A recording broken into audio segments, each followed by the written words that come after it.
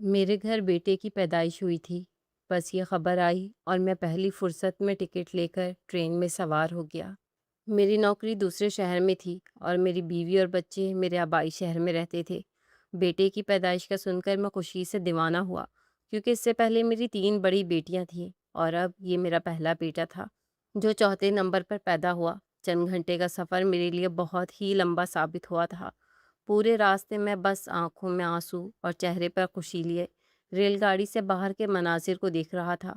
चंद घंटे बाद मैं अपने शहर पहुंचा तो टैक्सी लेकर सीधा घर पहुंचा। मेरी बीवी ने मुझे बताया था कि नॉर्मल डिलीवरी हुई है, इसलिए 2 घंटे बाद ही अस्पताल वालों ने इसे घर भेज दिया। मैं घर में दाखिल हुआ तो मेरी बेटियां भागती हुई मेरे पास आईं और मेरे सीने से लग गई। मैंने तीनों बेटियों का माथा चूमा और जैसे ही कमरे में दाखिल हुआ तो नौमौलूद बच्चे की रोने की आवाज़ मेरे कानों में पड़ी। आंखों में आंसू भरते मैंने इसे आगे बढ़कर अपनी गोद में उठाया था। बिस्तर पर मेरी बीवी चादर ओढ़कर लेटी थी, जो मुझे देखकर मुस्कुरा दी। मैंने बच्चे को सीने से लगाते गौर से इसका चेहरा देखा तो दिल बुरी तरह से धड़क उठा। कुछ अजीब था, कुछ अलग, जो इस बार भी मुझे महसूस हुआ था, बिल्कुल वैसे ही जैसे तीनों बेटियों की पैदाइश के वक्त मुझे महसूस हुआ। ये बच्चा ना मेरे जैसा था, न मेरी बीवी के जैसा था, बल्कि इसकी शक्ल पर नज़र पड़ते ही मुझे किसी और का ख्याल आया था, और इसी ख्याल ने मेरे दिल में बेचैनी भर दी थी। ये आंखें, ये चेहरा मैंने पहले भी देख रखा था, और अब अपने बेटे को देखते ही मुझे वही शबाहत इसके चेहरे में नज़र आई थी। मैंने एक नज़र बीवी पर डाली, जिसका चेहरा खुशी से खिला हुआ था। इसलिए मैंने अपनी सोचों को दिल में दबाया और अपने बेटे के कान में आसान दी, और फिर इसका नाम अहमद रख दिया। इसे वापस बिस्तर पर लिटाकर मैं अपनी बीवी के पास जाकर बैठ गया।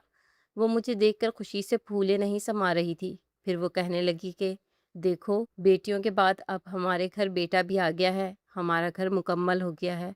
मैंने मुस्कुराकर नफ़ी में सर हिलाया और कहा कि नहीं, मुझे तो अभी और भी बच्चे चाहिए। दरअसल मुझे बच्चों का बहुत शौक था। मैं चाहता था कि कम से कम मेरे 8-10 बच्चे तो हों, जो मुझे बाबा बाबा कहकर पुकारें। मेरी बात पर मेरी बीवी नौशीन एकदम ही हंस पड़ी और कहने लगी कि आपको तो 4 बच्चे भी कम लग रहे हैं, वरना आजकल तो लोग 2 ही बच्चों में खुश हो जाते हैं। मैंने नौशीन से कहा कि मुझे और बच्चों की ख्वाहिश है, कम से कम 2-3 बेटे और होने चाहिए, फिर हिसाब बराबर हो जाएगा। मुझे अपनी बेटियां भी बहुत अजीज़ थीं, लेकिन मैं चाहता था कि मेरे और भी बेटे हों। नौशीन कहने लगी, आपका हुक्म सर आंखों पर। और इसकी बात पर मैं हंस दिया। नौशीन ऐसी ही थी, फर्मा बरदार, मोहब्बत करने वाली, खुश मिजाज अखलाक वाली औरत। मैं कोई भी बात कहता वो कभी इनकार ना करती। इसने कभी मुझसे किसी बात पर झगड़ा नहीं किया था। यहाँ तक कि जब मेरी इस शहर से दूसरे शहर पोस्टिंग हुई और मैंने इसे बताया कि मैं वहाँ इसे और बच्चों को नहीं रख सकता, क्योंकि वो एक जंगल बयाबां जैसा इलाका है जहाँ मुझे रिहाइश मिली है, और वहाँ बच्चों की तालीम और इनकी दुख बीमारी में बहुत मसला होगा, तो वो खुशी खुशी इसी शहर में रहने के लिए राज़ी हो गई और मैं इसे अपने वालिदैन के घर पर छोड़कर चला गया। कुछ अरसे बाद मेरे वालिदैन भी इस दुनिया से चले गए और वो बच्चों के साथ तन्हा रह गई। जिस वक्त मैं यहाँ से गया था, इस वक्त मेरे बच्चे नहीं थे, लेकिन मेरी शादी को कुछ महीने हो गए थे, और अब इस बात को इतने साल हो गए थे कि मेरे घर चौथे बच्चे की पैदाइश हो गई थी। मैं 6 महीने में या 1 साल बाद एक चक्कर लगाता और 1 महीना अपनी बीवी के साथ गुजार कर वापस चला जाता, और फिर मेरे जाने के बाद मुझे पता चलता कि मेरी बीवी उम्मीद से है, और फिर बच्चे की पैदाइश पर ही मैं वापस आता। ये सिलसिला काफ़ी अरसे से ऐसे ही चल रहा था। अभी मैं बेटे की पैदाइश की खबर सुनकर वापस लौटा था, लेकिन बेटे की शक्ल ने मुझे शिश्तर कर दिया था। मैंने नौशीन को देखा और कहा कि तुम हमल में ऐसा क्या खाती हो जो इतने खूबसूरत और गोरे बच्चे पैदा हो रहे हैं, जबकि मैं और तुम तो काले हैं। मेरी बात सुनकर इसके चेहरे पर एक रंग आकर गुजर गया। फिर वो धीमे से मुस्कुराई और कहने लगी, ये तो अल्लाह की मर्ज़ी है, वो जिसको जैसा चाहे बना दे। मैं और आप काले हैं तो क्या हुआ, अल्लाह ने हमें गोरी औलाद दे दी है, हमें तो खुश होना चाहिए। फिर वो बड़ी मुश्किल से बिस्तर से उठकर खड़ी हुई, कहने लगी, मैं आपके लिए कुछ खाना बना देती हूँ, आप इतना लंबा सफ़र तय करके आए हैं। मैंने घबरा कर इसका हाथ पकड़कर इसे वापस लिटा दिया। नौशीन, तुम्हें आराम की ज़रूरत है, मैं इसीलिए तो आया हूँ ताकि कुछ दिन यहाँ रहकर तुम्हारा ख्याल रख सकूँ। मैं 15 दिन की छुट्टी लेकर आया था। नौशीन की नॉर्मल डिलीवरी थी। 15 दिन में वो बिल्कुल ठीक ठाक हो जाती और फिर मैं वापस लौट जाता। मैंने उठकर किचन का रुख किया, क्योंकि मैं दूसरे शहर तनहा रहता था। اس لیے اب مجھے گھرداری، کھانا پکانا، کپڑے دھونا سب کچھ آ چکا تھا۔ میں نے بچوں کے کپڑے دھوئے، گھر صاف ستھرا کیا اور پھر کھانا بھی تیار کر دیا۔ خوشی کی بات تو یہ تھی کہ امید سے ہونے کے باوجود بھی نوشین نے گھر کو پوری طرح سے سنبھالا ہوا تھا۔ مجھے کوئی بھی چیز بکھری ہوئی، گندی یا پھر ایسی نظر نہیں آئی جس سے نوشین کی لاپرواہی کا احساس ہوتا۔ میں نے نوشین کے آگے پرہیزی کھانا رکھا تو اس نے خاموشی سے کھانا کھا لیا۔ پھر کہنے لگی آپ آرام کر لیں۔ میں بھی واقعی بہت تھک گیا تھا، اس لیے لیٹا تو فوراً ہی نیند لگ گئی، اور جب میری آنکھ کھلی تو نوشین کی آواز کمرے سے باہر آ رہی تھی۔ وہ شاید کسی سے بات کر رہی تھی۔ میں اٹھ کر کمرے کے دروازے پر پہنچا تو اس کے جملوں نے مجھے چونکنے پر مجبور کر دیا۔ وہ کسی سے کہہ رہی تھی کہ راشد آئے ہوئے ہیں، تم ابھی مت آنا، جب وہ چلے جائیں گے تو میں بتا دوں گی۔ نوشین کی بات سن کر میں حیران ہوا کہ وہ کس کو میری موجودگی میں آنے کے لیے منع کر رہی تھی۔ کیا میرے پیٹھ پیچھے کوئی اس گھر میں آتا تھا؟ میں کمرے سے باہر نکلا تو مجھے دیکھتی ہی نوشین نے فون بند کر دیا۔ پھر مسکرا کر کہنے لگی آپ اٹھ گئے ہیں، چائے بنا دوں آپ کے لیے؟ میں نے غور سے اس کا چہرہ دیکھا جہاں کوئی تاثر نظر نہیں آ رہا تھا۔ نوشین، تم نے کس کو آنے کے لیے منع کیا ہے؟ میں پوچھے بنا نہ رہ سکا۔ میرے سوال پر اس کے چہرے کا ایک دم سے رنگ پھیکا پڑا۔ پھر وہ آہستگی سے کہنے لگی کہ میری دوست بچہ دیکھنے کے لیے آنے کا کہہ رہی تھی، لیکن میں نے اسے منع کر دیا کیونکہ آپ آئے ہوئے ہیں نا، وہ پردہ کرتی ہے، آپ کی موجودگی میں نہیں آئے گی۔ جب آپ چلے جائیں گے تو میں اسے بلوا لوں گی۔ نوشین اپنی بات پوری کرتے کچن میں چلی گئی تھی، لیکن مجھ سے رہا نہ گیا تو میں اس کے پیچھے کچن میں پہنچ گیا۔ وہ میرے لیے چائے چڑھا رہی تھی۔ نوشین، تم نے بتایا نہیں کہ تمہاری کون سی دوست بن گئی ہے جو پردے دار ہے؟ جہاں تک مجھے پتا ہے تو تمہاری کوئی ایسی دوست نہیں۔ نوشین نے میری طرف نہ دیکھا، بلکہ مجھے لگا جیسے نظر چرائی ہو۔ پھر کہنے لگی کہ کچھ عرصے پہلے ہی میری ہسپتال میں ایک عورت سے دوستی ہو گئی تھی۔ بس دوستی اتنی زیادہ بڑھی کہ ایک دوسرے کے گھر آنا جانا شروع ہو گیا۔ وہی پردے دار ہے اور اسی لیے میں نے اسے آنے کو منع کیا۔ اب آپ تو یہاں ہوتے نہیں ہیں، اسی لیے آپ کو اس کے بارے میں کچھ پتہ نہیں۔ بات کرتے کرتے نوشین نے چائے نکالی اور پھر میری طرف دیکھ کر مسکرائی اور کمرے کی طرف بڑھ گئی۔ میں بھی اس کے پیچھے پیچھے کمرے میں پہنچا جہاں میرا بیٹا احمد رونا شروع ہو چکا تھا۔ اس کے بعد نوشین اس کے کاموں میں مصروف ہو گئی۔ وہ اس کے لیے دودھ بنانے باورچی خانے میں جانے لگی تو میں نے نوشین سے کہا کہ تم اسے بھی ڈبے کا دودھ لگا چکی ہو۔ میں نے تمہیں کتنی بار سمجھایا ہے کہ یہ دودھ بچے کی صحت کے لیے مناسب نہیں ہوتا۔ میں نے اسے پاؤڈر کا دودھ ہاتھ میں پکڑے دیکھا تو فوراً ہی ناراض ہوا۔ وہ ہمیشہ ہی ایسے ہی کیا کرتی تھی۔ اس نے سب بچوں کو ڈبے کا دودھ ہی دیا، اور اب ایک بار پھر اس کے ہاتھ میں ڈبہ دیکھ میں سمجھ گیا تھا کہ پھر وہ ڈبے کا دودھ ہی پلانے والی ہے۔ نوشین نے عجیب سی نظروں سے مجھے دیکھا اور کہا کہ میں نے آپ کو بتایا تو تھا کہ میں خود بچے کا پیٹ بھرنے کے قابل نہیں ہوں۔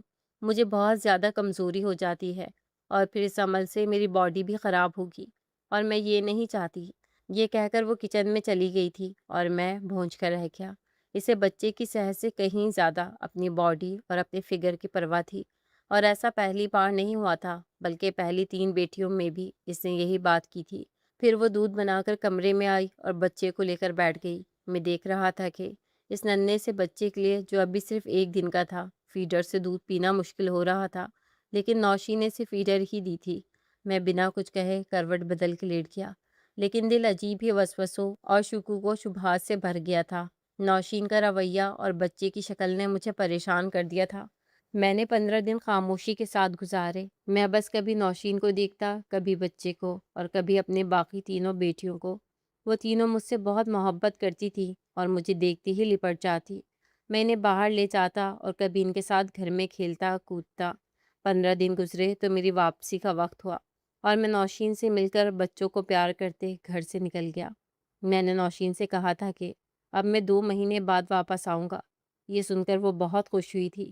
وہ تو چاہتی ہی نہیں تھی کہ میں اسے چھوڑ کر جاؤں، لیکن بس نوکری کی وجہ سے خاموش ہو جاتی۔ پھر میں 2 مہینے اپنے کاموں میں مصروف ہو گیا، روزانہ بس فون کرتا اور خیر خیریت کر لیتا۔ 2 مہینے گزرے تو میں پھر واپس آیا اور چند دن ہی اپنی بیوی بچوں کے ساتھ گزار چکا۔ احمد ان 2 مہینوں میں بہت صحت مند اور تندرست ہو گیا تھا۔ ہاں، البتہ ایک بات عجیب تھی کہ وہ اکثر ہی دودھ پیتے ہوئے رونے لگ جاتا، کبھی راتوں کو پریشان ہو کر یہاں وہاں منہ مارتا۔ میں نے نوشین سے پوچھا بھی کہ کیا اس کا پیٹ نہیں بھر رہا تو وہ غصہ ہو جاتی اور کہتی اگر ایسا ہوتا تو احمد کی صحت اتنی اچھی ہوتی کیا؟ واقعی اس کی بات تو ٹھیک تھی۔ احمد کی صحت تو بہت اچھی ہو گئی تھی۔ وہ بہت تندرست اور صحت مند نظر آ رہا تھا، اور باقی تینوں بیٹیاں بھی۔ پھر شام ہوئی تو میں اپنے بچوں کو لے کر باہر نکلا اور ایسے ہی گلی کے نکڑ پر جا کر بچوں کے ساتھ بیٹھ گیا۔ بچیاں میرے سامنے کھیل رہی تھیں، احمد میری گود میں تھا۔ اتنے میں پڑوس والا آدمی میرے پاس آ کر کھڑا ہو گیا۔ کہنے لگا کہ ماشاءاللہ آپ کے بچے تو بہت خوبصورت ہیں، لگتا ہی نہیں کہ یہ آپ کے بچے ہیں۔ یہ وہ جملہ تھا جو میرے کلیجے کو چیر گیا۔ پچھلے کتنے عرصے سے ایک یہی تو بات میرے دل کو چبھ رہی تھی کہ یہ بچے میرے جیسے بالکل بھی نہیں تھے، اور نہ ہی میری بیوی جیسے، بلکہ یہ بچے جس سے ملتے تھے اس کے بارے میں سوچ کر ہی میں حیران تھا کہ یہ کیسے ممکن تھا کہ میرے بچے اس شخص میں ملتے ہوں جس کا میری بیوی سے کوئی خاص واسطہ بھی نہیں۔ وہ آدمی تو کچھ دیر میرے بچوں کے ساتھ کھیل کر آگے بڑھ گیا، لیکن جاتے جاتے مجھے ایک سوچ دے کر چلا گیا۔ میں واپس گھر لوٹا تو میرا مزاج بگڑا ہوا تھا۔ نوشین نے کھانا بنا کر میرے آگے رکھا تو میں نے ایک نوالا بھی نہ لیا۔ نوشین نے میرے بگڑے ہوئے موڈ کو فوراً پہچان لیا۔ کہنے لگی کیا بات ہے، آپ ناراض ہیں مجھ سے؟ کوئی بات ہوئی ہے کیا؟ میں نے غور سے نوشین کو دیکھا اور کہا کہ بس بچوں کو لے کر گلی میں نکلتا ہوں تو ہر کوئی کہتا ہے کہ یہ بچے کس کے ہیں۔ پتہ نہیں ایسا کیوں ہے، ہمارے بچے ہم دونوں جیسے کیوں نہیں ہیں؟ میری بات پر نوشین کا ایک دم ہی چہرہ تاریک پڑ گیا۔ آپ ایسی باتیں کیوں کرتے ہیں؟ اگر آپ ہی ہمارے بچوں کے سامنے ایسی باتیں کریں گے تو ہمارے بچے کیا سوچیں گے؟ نوشین نے بڑی بیٹی کی طرف دیکھتے ہوئے یہ بات کہی تو مجھے احساس ہوا کہ کھانے کے دسترخوان پر بچیاں بھی موجود تھیں۔ میں ایک دم ہی جھینپ کر خاموش ہو گیا اور نوشین کا مزاج بگڑ گیا۔ کھانے کے بعد میں نے بچیوں کو سلایا اور پھر نوشین کو منانے کی غرض سے کمرے میں آیا تو وہ خاموشی سے احمد کو سلا کر لیٹنے لگی تھی۔ میں نے نوشین کا ہاتھ پکڑ لیا۔ I am really sorry Nausheen, لیکن ہر دوسرا بندہ مجھے یہی کہنے لگا ہے، اس لیے میں تھوڑا پریشان ہو جاتا ہوں، اور مجھے عجیب بھی لگتا ہے کہ میری بچیاں ہی مجھ جیسی نہیں ہیں۔ ہر باپ کی خواہش ہوتی ہے کہ اس کا بیٹا یا بیٹی اس کے جیسا ہو، شاید اسی لیے میں اس معاملے میں حساس ہو رہا ہوں۔ نوشین نے میری طرف دیکھا تو اس کی آنکھوں میں نمی اتر گئی۔ وہ کہنے لگی کہ میں نے ہمیشہ دعا کی کہ میرے بچے گورے چٹے اور خوبصورت ہوں، خاص کر میری بیٹیاں تو اتنی خوبصورت ہوں کہ بالکل ڈال جیسی لگے۔ پتہ ہے کیوں؟ کیونکہ میرا اپنا رنگ کالا ہے، اور اس لیے میں نے ساری زندگی بہت کچھ برداشت کیا ہے۔ اپنے گھر کی چار دیواری سے لے کر پھر اسکول، کالج اور رشتہ داروں کے آنے تک، ہر کسی نے میرے رنگ کو لے کر مجھ پر جتنی تنقید کی ہے صرف میں جانتی ہوں۔ اس لیے میں جب بھی حاملہ ہوئی ہمیشہ خدا کے آگے پیش ہو گئی کہ مجھے گوری چٹی خوبصورت اولاد ملے، اور یہ بچے میری دعاؤں کا ہی نتیجہ ہیں۔ لیکن آپ کو نہ جانے کیوں ان کے خوبصورت ہونے پر اعتراض ہے۔ نوشین بلک بلک کر رونے لگی اور میں شرمندگی سے نظر چرا گیا۔ مجھے معاف کر دو نوشین، میں سمجھ سکتا ہوں کہ میری باتوں سے تمہیں بہت دکھ پہنچا ہے۔ میں نے اسے سینے سے لگایا اور پھر اپنے آپ سے وعدہ کیا کہ میں اسے دوبارہ ایسی کوئی تکلیف نہیں پہنچاؤں گا۔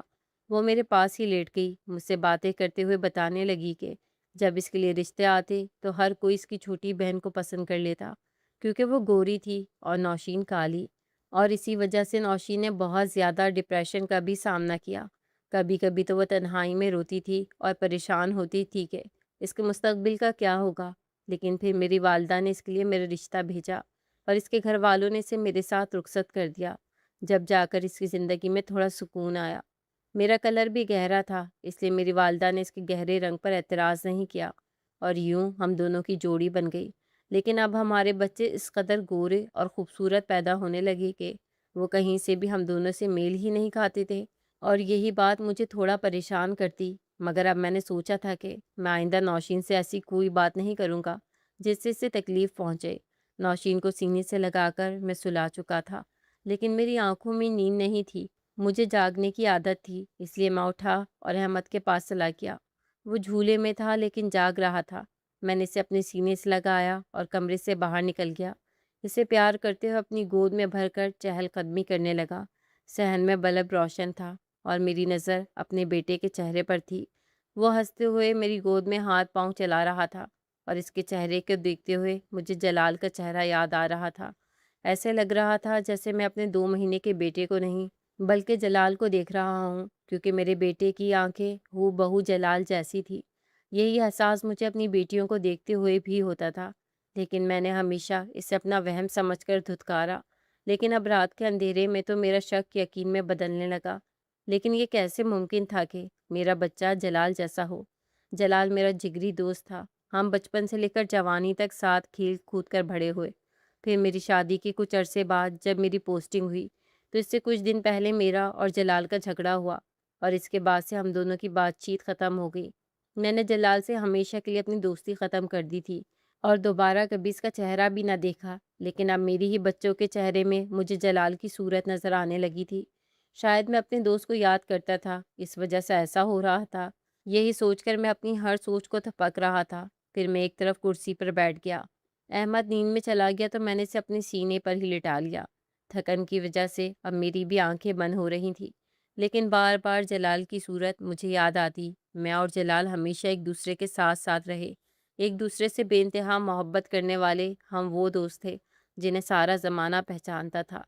ہم ایک دوسرے کے نام سے جانے جاتے، لیکن میری شادی کے کچھ دنوں بعد ہم دونوں کا ایک ایکسیڈنٹ ہوا جس میں جلال کی غلطی تھی۔ وہ بہت تیز اسپیڈ میں موٹر سائیکل چلا رہا تھا۔ میں نے اسے منع بھی کیا کہ دیکھ، اتنی اسپیڈ میں موٹر سائیکل مت چلا، لیکن اس نے میری بات نہیں مانی اور ایک بس والے کے ساتھ ہماری ٹکر ہو گئی۔ اس کے بعد مجھے کچھ ہوش نہیں رہا، اور جب ہوش آیا تو میں ہسپتال میں بستر پر پڑا تھا۔ جلال میرے سامنے کھڑا تھا، اسے زیادہ چوٹیں نہیں آئی تھی، بس ماتھے پر تھوڑا زخم تھا، ایک ہاتھ میں کچھ خروچے اور پیر میں مونچھ۔ لیکن میرے پیٹ میں سڑک کے سائڈ پر پڑی کوئی لوہے کی راڈ داخل ہو گئی تھی، جس کی وجہ سے مجھے بہت بڑا زخم آیا اور ساتھ میرا ایک چھوٹا سا آپریشن بھی ہوا تھا۔ یہ سن کر میری جان نکل گئی تھی، کیونکہ میرے اماں ابا پہلے ہی بوڑھے لوگ تھے اور میری حالت کو دیکھتے ہوئے وہ اور بھی پریشان ہو چکے تھے۔ میں نے جلال کو برا بھلا کہا اور غصے میں سے اسپتال سے جانے کا کہہ دیا۔ جلال بہت شرمندہ تھا، رو رہا تھا، اب اس سے معافی مانگ رہا تھا، لیکن میرا اسے معاف کرنے کا کوئی ارادہ نہیں تھا۔ مجھے غصہ اس بات کا تھا کہ اس کی غلطی سے میری جان بھی جا سکتی تھی اور اسے بھی کچھ ہو سکتا تھا۔ وہ ہمیشہ سے ہی بہت تیز رفتار میں موٹر سائیکل چلاتا رہا تھا۔ میں نے کئی بار اسے منع کیا، سمجھایا، لیکن اسے کوئی بات سمجھ کہاں آتی تھی۔ اسے تو بس ہواؤں میں اڑنے کا شوق تھا، جس کے نتیجے میں ہسپتال کے بستر پر پہنچا تھا، اور اس دن کے بعد سے میں نے جلال کو دوبارہ کبھی اپنی زندگی میں شامل نہیں ہونے دیا۔ کبھی وہ مجھ سے فون پر معافی مانگتا، کبھی ملنے کی کوشش کرتا، کبھی گھر کے دروازے پر آ جاتا، لیکن بس میرا غصہ اتنا زیادہ تھا کہ میں نے دوبارہ اسے معاف نہ کیا، نہ بات کی، اور پھر میرا ٹرانسفر ہو گیا تو میں دوسرے شہر چلا گیا۔ لیکن اب اتنے عرصے بعد میں اپنے بچوں کے چہرے میں جلال کی شباہت دیکھ کر اسے یاد کر رہا تھا۔ میں جانتا تھا کہ وہ حادثہ میری قسمت میں لکھا تھا، لیکن جلال کی لاپرواہی نے مجھے اتنا غصہ دلایا تھا کہ میں اس کو اس وقت معاف نہیں کر پایا تھا۔ جلال کو سوچتے سوچتے مجھے وہیں نیند لگ گئی تھی۔ تھوڑی دیر بعد کسی کے اٹھانے پر میری آنکھ کھلی تو میں نے دیکھا کہ نوشین میرے سامنے کھڑی تھی۔ آپ یہاں اتنے ٹھنڈے موسم میں بچے کو لے کر کیا کر رہے ہیں؟ احمد بیمار ہو جائے گا۔ اس نے میرے کاندھے سے احمد کو اٹھایا اور پھر مجھے بھی کمرے میں آنے کو کہا۔ میں اس کے پیچھے کمرے میں آ گیا۔ وہ احمد کو جھولے میں لٹا چکی تھی۔ اس کے بعد وہ میرے پاس ہی آ کر لیٹ گئی اور تھوڑی ہی دیر میں اس کے خراٹے گونجنے لگے۔ سارا دن گھر کے کام کاج اور بچوں کے پیچھے بھاگ دوڑ کر کے وہ بہت ہی زیادہ تھک جایا کرتی تھی۔ میں نے بس ایک ہفتے کی چھٹی لی تھی، اس لیے وہ ایک ہفتہ اپنے بچوں کے ساتھ گزار کر میں واپس اپنے کام پر لوٹ آیا۔ پھر وہی فون کا سلسلہ شروع ہو گیا۔ مجھے واپس آئے مہینہ گزرا تھا کہ میری بیوی نے مجھے پھر حاملہ ہونے کی خبر سنائی، لیکن اس بار اس خبر نے مجھے خوشی نہیں دی، بلکہ نہ جانے کیوں میرے دل میں طرح طرح کی باتیں چلنے لگی۔ کچھ تو ایسا تھا جو مجھے بالکل سمجھ نہیں آ رہا تھا۔ پتہ نہیں کیوں عجیب سی گھبراہٹ ہو رہی تھی۔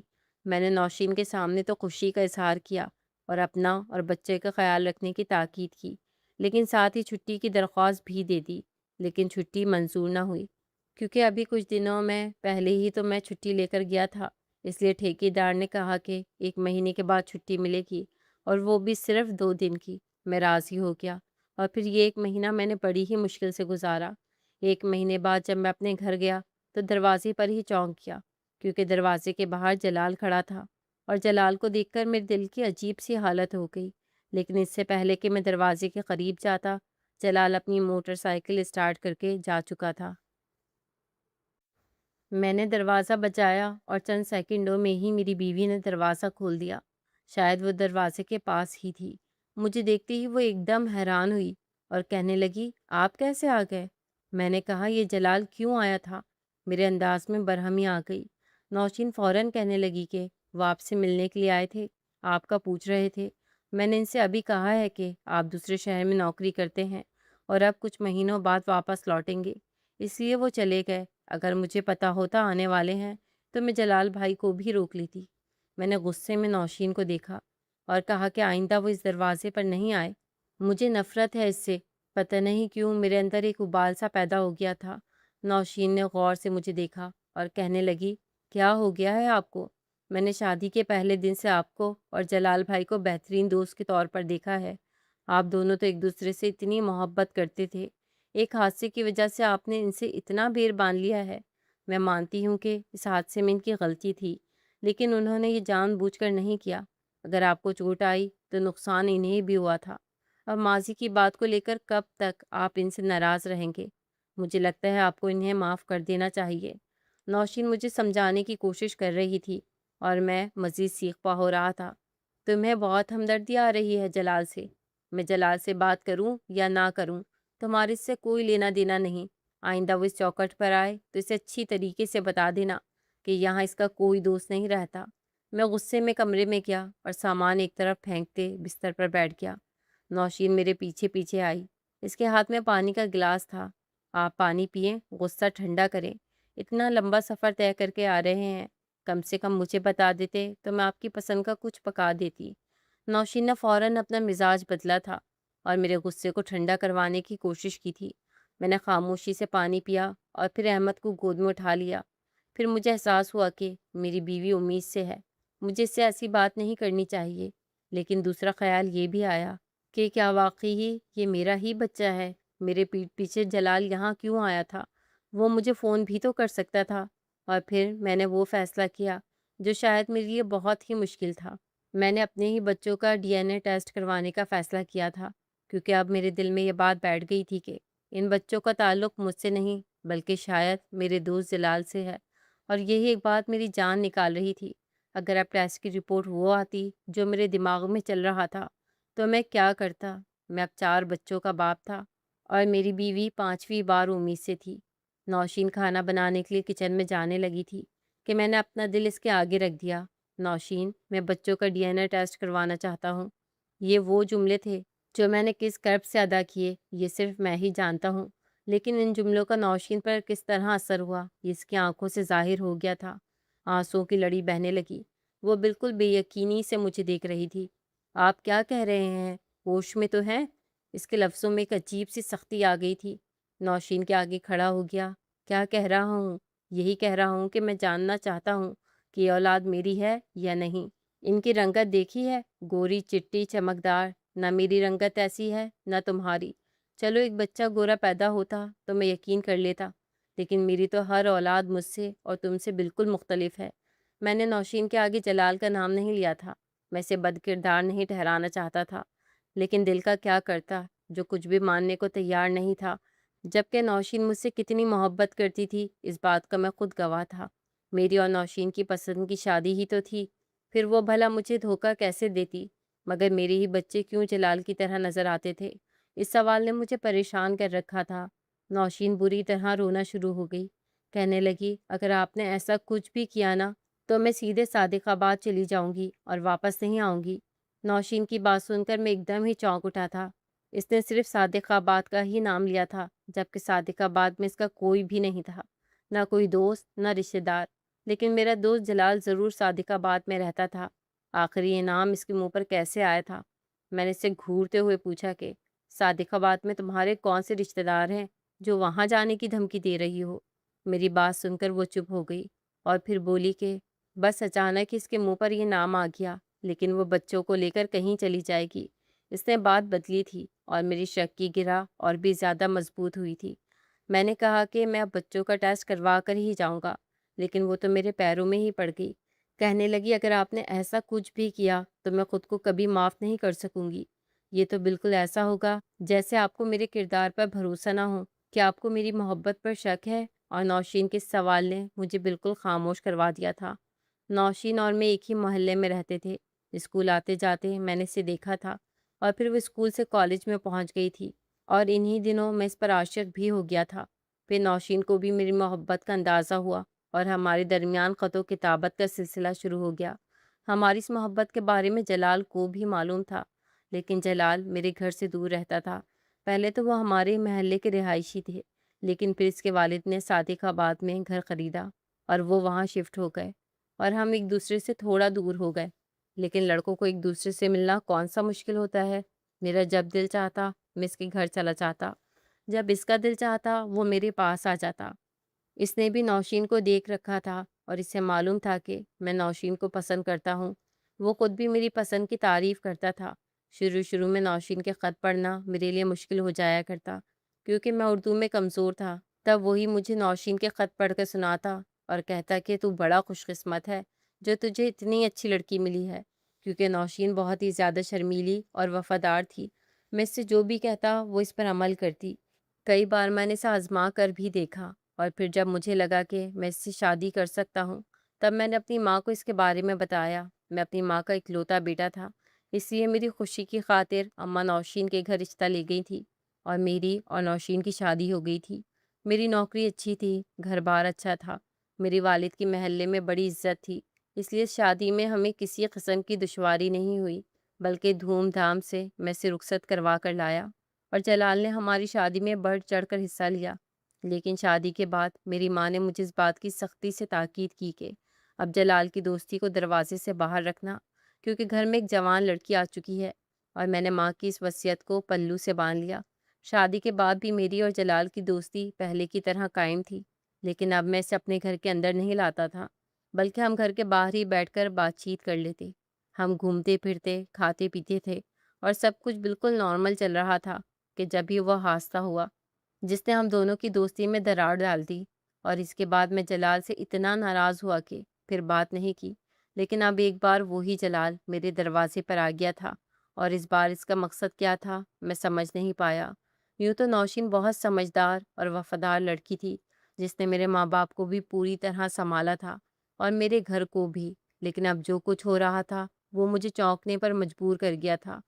نوشین کی خاطر میں نے فی الحال ٹیسٹ کروانے کا ارادہ ترک کر دیا، کیونکہ حاملہ حالت میں وہ بہت زیادہ رو رہی تھی اور پریشان تھی، اور میں اسے تکلیف میں کبھی بھی نہیں دیکھ پاتا۔ میں نے کہا ٹھیک ہے، میں واپس جا رہا ہوں۔ اگلے دن میں واپس اپنے کام پر آ گیا۔ دن ایسے ہی گزرنے لگے، لیکن میں نے اب اپنی بیوی کو فون کرنا بہت کم کر دیا تھا۔ شاید میرا دل ہر چیز سے اچاٹ ہو گیا تھا، اور پھر جب 5ویں بچے کی پیدائش پر میں واپس آیا تو میرے صبر کی حد پار ہو گئی، کیونکہ 5واں بچہ بھی بیٹا تھا، اور بے انتہا خوبصورت، گورا چٹا، بالکل جلال جیسا۔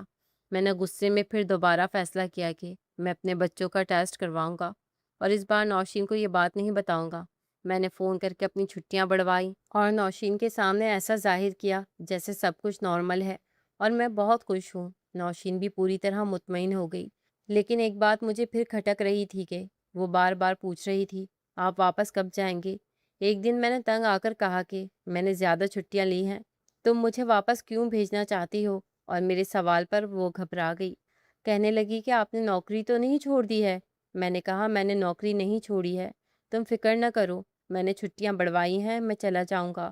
انہی دنوں میرا 5واں بیٹا بے انتہا بیمار ہو گیا۔ ہم اسے لے کر ڈاکٹر کے پاس گئے تو ڈاکٹر نے کہا کہ ڈبے کا دودھ اسے راس نہیں آ رہا، اسے ماں کی ضرورت ہے۔ پھر وہ نوشین سے پوچھنے لگا کہ آپ اپنا حق ادا کیوں نہیں کر رہی ہیں؟ یہ تو آپ کا فرض ہے نا کہ آپ اپنے بچے کا خیال کرتے ہوئے اس کی خوراک کا خیال رکھیں۔ نوشین ڈاکٹر کی بات پہ تذبذب کا شکار ہوئی، لیکن اس نے کہا کچھ نہیں۔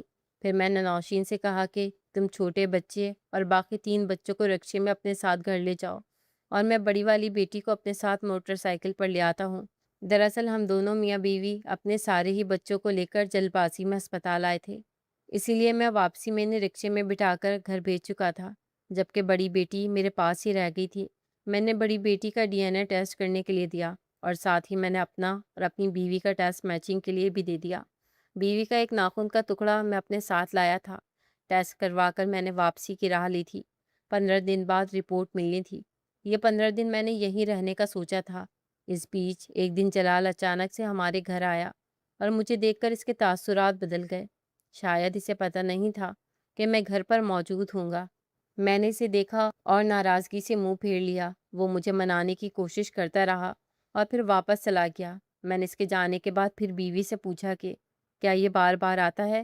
میری بیوی نے کچھ نہ کہا۔ وہ شاید گھر کے کاموں میں مصروف تھی۔ 15 دن بس ایسے ہی بے چینی میں گزرے۔ میں جب بھی بچوں کی طرف دیکھتا تو مجھے ان کو پیار کرنے کا دل نہیں چاہتا۔ پہلے میں اپنی بڑی بیٹیوں سے بہت محبت کرتا تھا، اب تو میں انہیں بھی زیادہ اپنے قریب نہیں آنے دیتا۔ اور میری اس رویے کو نوشین نے محسوس کر لیا تھا۔ ایک دن وہ مجھ سے لڑنے لگی، کہنے لگی کہ آپ کو اپنے ہی بچوں سے نفرت کیوں ہو گئی ہے، جبکہ ہمارے بچے تو سب کو اتنے پسند آتے ہیں۔ اتنے خوبصورت بچے اللہ نے ہمیں دیے ہیں، آپ شکر ادا کیوں نہیں کرتے؟ میں نے اس کی بات کا کوئی جواب نہیں دیا۔ 15 دن پورے گزرے اور میں ہسپتال گیا تو میرا دل بری طرح دھڑک رہا تھا۔ مجھے سمجھ نہیں آ رہا تھا کہ رپورٹ میں کیا آئے گا۔ اور پھر جب میں نے رپورٹ لی تو میرے ہاتھ تھرا اٹھے، کیونکہ رپورٹ میں وہی آیا تھا جو میں سوچ رہا تھا۔ یہ بچے میرے نہیں تھے، نہ میرے نہ ہی میری بیوی کے۔ ڈی این اے ٹیسٹ کے مطابق ان بچوں کا ہم سے کوئی تعلق نہیں تھا، اور یہی بات میری جان نکال چکی تھی۔ میں رپورٹ ہاتھ میں لیے واپس گھر پہنچا تو گھر میں چاروں طرف سناٹا تھا۔ چاروں بچے اپنے کمرے میں سو رہے تھے اور پانچواں چھوٹا شاید نوشین کے ساتھ کمرے میں تھا۔ میں لڑکھڑاتے قدموں کے ساتھ کمرے کے دروازے پر پہنچا تو نوشین کی آواز میرے کانوں میں پڑی تھی۔ بس کچھ دن کی بات ہے، یہ واپس چلے جائیں گے، پھر میں رضا کے لیے آپ کو بلوا لوں گی۔ آپ کے بغیر رضا کا گزارا نہیں ہے۔ لیکن یہ بات میں اپنے شوہر کو کیسے بتاؤں؟ اس لیے اسے جانے دیں، پھر آپ کا جب دل چاہے آپ آ جانا۔ وہ اور بھی کچھ کہہ رہی تھی اور میں دروازے کے اندر داخل ہو گیا تھا۔ مجھے دیکھتے اس کے ہاتھ سے فون چھوٹ کر گرا اور پھر اس نے جلدی سے فون اٹھاتے لائن کاٹ دی۔ آپ کہاں گئے تھے؟ وہ ایک دم ہی اپنے آپ کو سنبھال کر مجھ سے پوچھنے لگی۔ میں نے ڈی این اے کی ٹیسٹ کی رپورٹ اپنی بیوی کے منہ پر دے ماری اور کہا کہ یہ سب کیا ہے؟ تم مجھے دھوکہ دے رہی ہو، یہ بچے ہمارے نہیں ہیں۔ اپنی جوانی کو برقرار رکھنے کے لیے تم نے ایک بھی بچہ پیدا نہیں کیا اور مجھ سے جھوٹ کہتی رہی۔ تمہیں شرم نہیں آئی؟ تم نے یہ کیا کیا ہے؟ یہ کس کے بچے ہیں؟ کہاں سے لائی ہو یہ بچے؟ بالکل جلال جیسے ہیں۔ کیا یہ اس کے بچے ہیں؟ جبکہ میری بیوی اس ٹیسٹ رپورٹ کو ہاتھ میں پکڑے بس خاموشی سے آنسو بہا رہی تھی۔ میں نے فون اٹھایا اور جلال کو فون کیا، ابھی اور اسی وقت میرے گھر آؤ۔ میں نے 2 لفظی حکم سنایا اور فون کاٹ دیا۔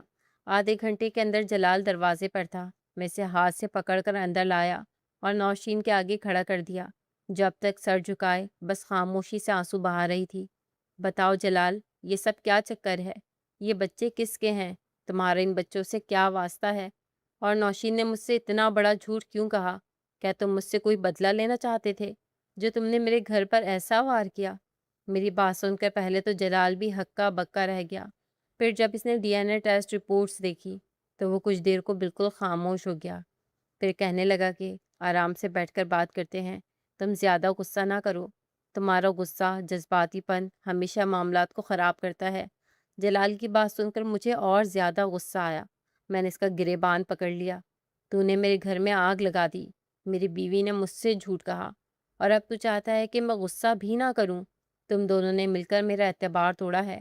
اور نوشین، تم سے تو میں بے انتہا محبت کرتا تھا، تمہیں اپنا وفادار مانتا تھا، تم نے میرے ساتھ کیا کیا؟ نوشین نے تو اب بھی کچھ نہ کہا، جبکہ جلال کہنے لگا، بھابھی کو کچھ نہ کہو، بھابھی کی کوئی غلطی نہیں ہے، انہوں نے جو کچھ کیا وہ تو تمہارے خاطر کیا، اگر کوئی قصوروار ہے تو وہ صرف اور صرف میں ہوں۔ یہ کہہ کر جلال رو پڑا، اور اس کے رونے پر میرا دل ایک لمحے کو نرم ہو گیا۔ کوئی مرد اتنی آسانی سے نہیں روتا، اور خاص کر جلال جیسا مرد جو بہت ہی مضبوط ہو۔ میں اس کے پاس ہی بیٹھ گیا۔ میں جاننا چاہتا ہوں یہ سب کیوں اور کیسے ہوا۔ اور پھر دھیرے دھیرے جو سچائی جلال نے میرے آگے رکھی وہ سن کر تو میرے قدموں تلے زمین نہ رہی۔ وہ روتے ہوئے کہنے لگا کہ میری تیز رفتار گاڑی چلانے کی وجہ سے ہم دونوں کا ایکسیڈنٹ ہوا، تیرے پیٹ میں سریا چلا گیا جس کی وجہ سے تیرا آپریشن ہوا، اور اس ایکسیڈنٹ کی وجہ سے تو ہمیشہ کے لیے اپنی سب سے بڑی قابلیت سے محروم ہو گیا، تو باپ بننے کے قابل نہیں رہا۔ یہ بات جب ڈاکٹر نے مجھے بتائی تو میں نے فوراً ہی نوشین بھابھی کو ڈاکٹر کے آگے بٹھا دیا۔ پھر ڈاکٹر نے انہیں بھی ساری بات سمجھائی، اور اس کے بعد یہ نوشین بھابھی کا فیصلہ تھا کہ تجھے اس بارے میں کچھ نہ بتایا جائے، کیونکہ تو پہلے ہی مجھ سے بہت زیادہ ناراض تھا۔ میں نے سوچا تھا کچھ عرصے میں تجھے راضی کر لوں گا اور پھر صحیح وقت آنے پر تجھے اس بارے میں سب کچھ بتا دوں گا، لیکن تو کبھی مجھ سے راضی ہی نہیں ہوا۔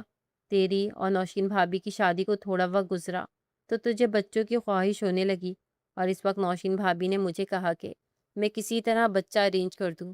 میں انہیں انکار کرنا چاہتا تھا، لیکن وہ نہ مانی اور کہنے لگی کہ اگر بچہ نہ ہوا تو میں اسے ڈاکٹر کے پاس لے جاؤں گا۔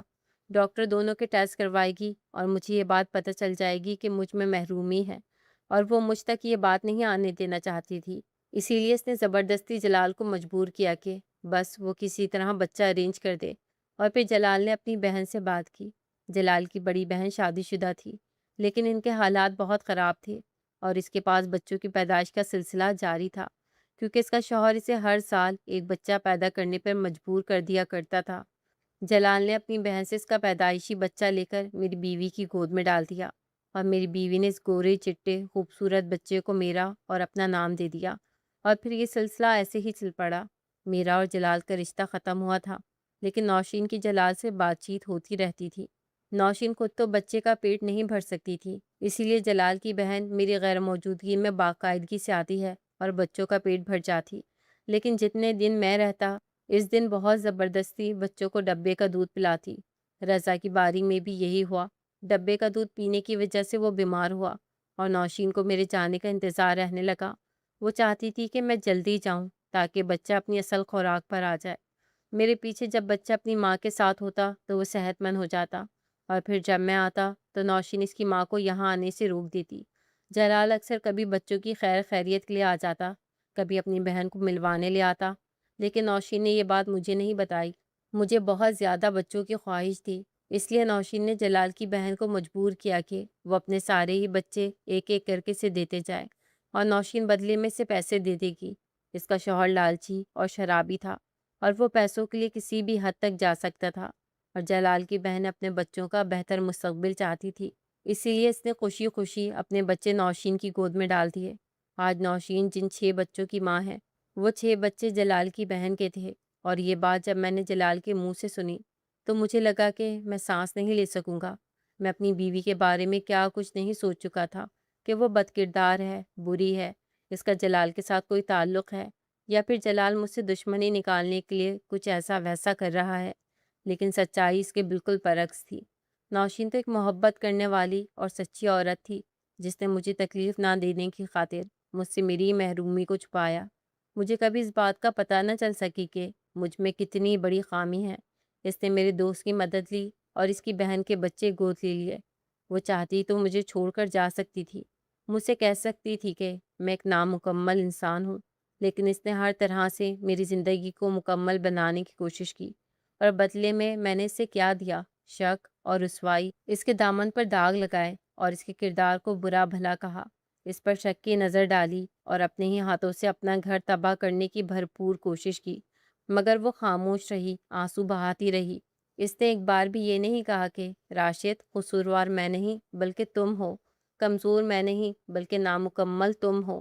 میری بیوی نے ایسا کچھ نہیں کیا، اس نے بس ہر طرح سے میرا دل رکھنے کی کوشش کی، اور میں جو جلال کی دوستی کو سمجھ ہی نہیں پایا تھا، اب جلال کے آگے سر جھکائے بیٹھا تھا۔ میرا دل ندامت سے بھر گیا تھا، میری آنکھوں میں آنسو تھے۔ میں رو پڑا۔ جب نوشین نے میری یہ حالت دیکھی تو اٹھ کر میرے پاس آ گئی، میرا ہاتھ پکڑ لیا اور کہنے لگی مجھے معاف کر دیں، میں آپ کو یہ بات نہیں بتانا چاہتی تھی، کیونکہ میں جانتی تھی کہ آپ اس اذیت کو برداشت نہیں کر پائیں گے۔ اس وقت تو آپ کے والدین بھی زندہ تھے، اگر ان کو یہ بات پتہ چلتی تو شاید ان کے لیے زندگی اور مشکل ہو جاتی، اس لیے میں نے یہ بات سب سے چھپا لی۔ آپ نے کئی بار کہا کہ آپ کو بچوں کی شکل جلال بھائی جیسی لگتی ہے، دراصل جلال بھائی ان بچوں کے ماموں ہیں، اس لیے بچے جلال بھائی کی شباہت رکھتے ہیں۔ جلال بھائی کی بہنیں بھی ان سے ملتی جلتی ہیں، ان کا پورا خاندان بہت گورا چٹا اور خوبصورت ہے، اس لیے یہ بچے بھی ایسے ہی ہیں، لیکن میں نے انہیں ایک ماں کی طرح پالا ہے، اور یہ مجھے ہی اپنی ماں مانتے ہیں اور آپ کو اپنا باپ سمجھتے ہیں۔ تو اگر ہم ان بچوں کی ذمہ داری اٹھا لیں، انہیں پڑھائیں لکھائیں اور ایک اچھا انسان بنائیں، تو کیا اس میں کوئی برائی ہے؟ بے شک خدا نے ہمیں ہماری اولاد نہیں دی، لیکن میرے لیے بچے بالکل میری اولاد جیسے ہی ہیں۔ میں نے ان کے خاطر بہت کچھ کیا ہے، میں ان کے دکھ سکھ میں کھڑی رہتی ہوں۔ میرے لیے میری اپنی اولاد ہے اور میں چاہتی ہوں کہ آپ بھی انہیں ہماری اولاد سمجھ کر پیار کریں، جیسے ہمیشہ کرتے آئے ہیں۔ اس ڈی این اے ٹیسٹ کی رپورٹ کو اگر ہماری زندگی سے نکال دیں تو سب کچھ خوشحال ہو جائے گا۔ میں اور آپ ایک مکمل زندگی گزار سکیں گے۔ آپ کو زیادہ بچوں کی خواہش تھی، میں نے آپ کی خاطر زیادہ بچے گود لے لیے۔ اب ان بچوں کا مستقبل محفوظ ہاتھوں میں ہے، ورنہ شاید ان کا باپ ان کا خیال نہ رکھ پاتا۔ اور اب تو جلال بھائی کی بہن اور بچے پیدا کرنے کے قابل بھی نہیں رہی ہیں، اس لیے اب یہی بچے ہماری زندگی کا کل اثاثہ ہیں۔ نوشین کی بات سن کر میں نے اسے سینے سے لگا لیا۔ میں کتنا کم ظرف انسان تھا جس نے سچائی کا ایک رخ دیکھا تھا اور اسی کو سب کچھ مان کر اپنی بیوی پر اتنے بہتان باندھے تھے، جبکہ سچائی کا دوسرا رخ بے انتہا مختلف تھا۔ میری بیوی نے تو وہاں تک میرا ساتھ نبھایا تھا جہاں کوئی بھی عورت اپنے شوہر کو بہت آسانی سے چھوڑ کر جا سکتی ہے۔ وہ چاہتی تو اپنے راستے، اپنی منزلیں جدا کر سکتی تھی، لیکن اس نے میرا ہاتھ نہ چھوڑا بلکہ میرے گھر کو رونق سے بھر دیا۔ میں اور نوشین دونوں آنسو بہا رہے تھے کہ جب ہی میری تینوں بڑی بیٹیاں ہمارے کمرے میں چلی آئیں اور ہمیں روتے دیکھ کر وہ تڑپ اٹھی۔ بڑی بیٹی بھاگ کر میرے پاس آئی۔ بابا کیا ہوا ہے؟ آپ کیوں رو رہے ہیں؟ اپنے ننھے ننھے ہاتھوں سے میرے چہرے کو تھامتے اس نے میرے گال کو چوما تو مجھے زندگی کی حرارت کا احساس ہوا اور یہ یقین ہوا کہ یہ بیٹیاں واقعی میری بیٹیاں تھیں، کیونکہ انہیں میں نے ہمیشہ سے بہت محبت دی تھی اور بدلے میں سے بھی زیادہ محبت پائی تھی۔ میں نے تینوں بچیوں کو اپنے پاس بٹھایا، انہیں پیار کیا، ان کے ہاتھ چومے، بیٹوں کو گلے سے لگایا اور نوشین کا شکریہ ادا کیا جس نے اپنی محبت سے میری زندگی مکمل کی تھی۔ جلال کو بھی میں نے معاف کر دیا تھا۔ وہ حادثہ بھلے ہی اوور اسپیڈنگ کی وجہ سے ہوا، لیکن اس کے بعد جو کچھ بھی ہوا وہ میری قسمت کا لکھا تھا۔ بس پہلے میں اس بات کو قبول نہیں کر پایا تھا، اور اب مجھے اس بات کا یقین آ گیا تھا کہ جو نصیب میں لکھا ہو اسے قبول کر لینا چاہیے، کیونکہ یہی شکر گزاری ہے اور اسی میں عافیت ہے۔ جلال نے مجھے گلے سے لگایا تھا۔ میں نے اپنی بیوی سے معافی مانگی تھی، اس نے مجھے معاف کر دیا تھا۔ یہ بچے آج میری زندگی کا ایک اہم حصہ بن چکے ہیں۔ میں ان بچوں کو اچھی تعلیم و تربیت دے کر انہیں زندگی میں بہت آگے بڑھتا ہوا دیکھنا چاہتا ہوں، اور میں چاہتا ہوں کہ ہر بے اولاد جوڑا ایسے بچوں کو اڈاپٹ کر لے جو بالکل بے سہارا ہیں، جن کا مستقبل شاید تاریکیوں کی نظر ہونے والا ہے، اور ایسے بچوں کی زندگی سنوارے۔ کیا آپ کو میری یہ بات ٹھیک لگتی ہے؟ کمنٹ میں ضرور بتائیے گا۔